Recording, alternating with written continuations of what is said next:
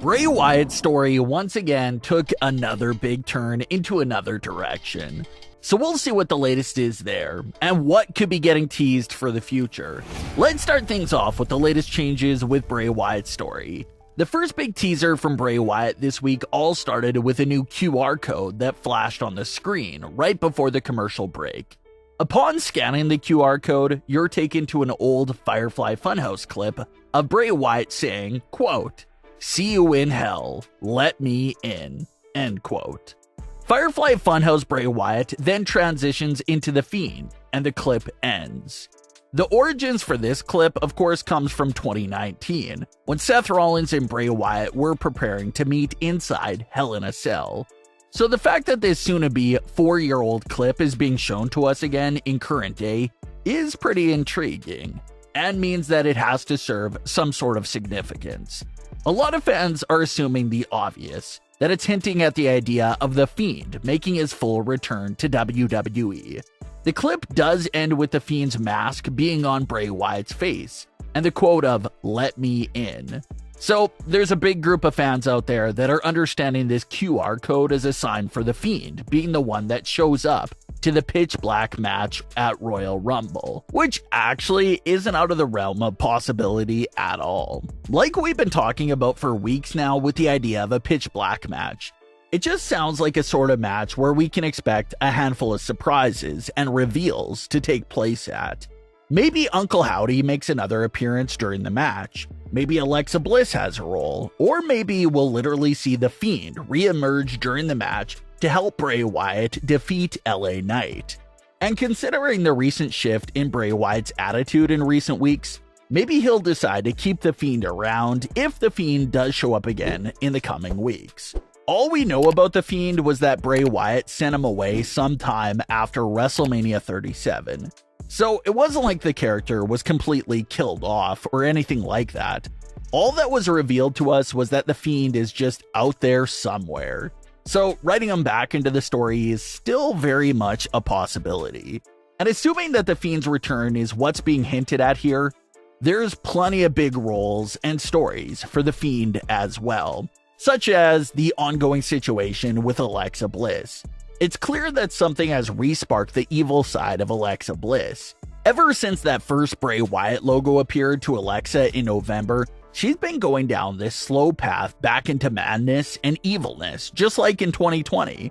But what makes this evil turn for Alexa Bliss different from her 2020 turn is that Alexa isn't going along with the possession as easily as she did back then. Even though it's clear that the Wyatt influence has taken over, she's still fighting back hard against it. She's not backing down from Uncle Howdy and swears that she's still the one in control.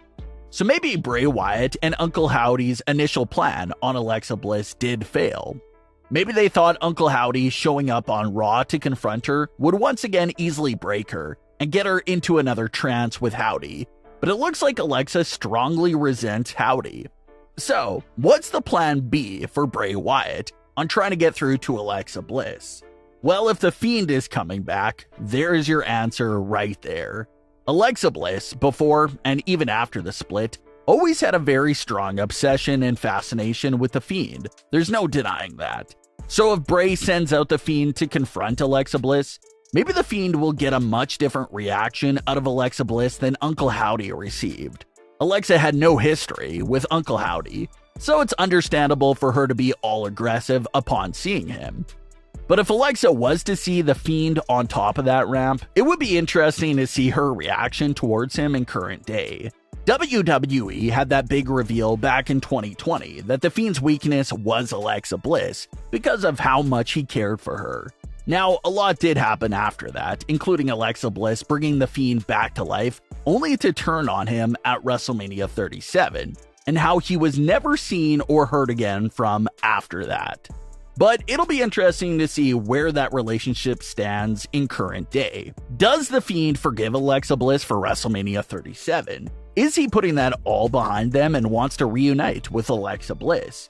Or does The Fiend still have it out for Alexa Bliss and is looking for a revenge on her for what happened all those years ago? One of the main themes with The Fiend was that he never forgot anything. That's why The Fiend mostly went after people that wronged Bray Wyatt in the past and got revenge on them. So we've seen what The Fiend does to people that wronged Bray Wyatt, but what does The Fiend do to people that wronged him? Especially when it comes to someone that was really close to him, like Alexa Bliss. So it's interesting. If The Fiend is coming back, then you just know that we're going to see another moment between him and Alexa Bliss. We just have to see that because it makes the most sense for the story. Then we'll see if The Fiend captures Alexa Bliss for Howdy and Bray, or if he does look out for Alexa and try to protect her from everything that's going on there. But let's get back to Bray Wyatt's promo from Smackdown. Bray comes out, and longtime Bray Wyatt fans were probably extremely excited to see Bray's vintage rocking chair back in the middle of the ring. It's been a handful of years since we've seen Bray Wyatt sitting in his rocking chair in the middle of the ring, so it was a moment that probably brought you back to 2013. Bray's promo this time around was much different from his last few. In this promo, he sounds confident again. It sounds like he's quickly waking up and remembering who he really is deep down inside. And you have your group of fans that are very impatient and say that they're tired of hearing the same Bray Wyatt promo over the last few months. But in reality, they couldn't be any more wrong about this claim. Bray's last few months of promos has been a story of progression the entire way. Just go back and look at Bray's first promo after his return. His voice is crackling, he's in near tears. He was so nervous and excited to be there. Now, skim through all the promos and you can see how Bray's character develops and progresses over time. And now he's back sitting in his chair, talking about who he is and remembering what he is. So you can see the massive progression in the character and story from October up to current day.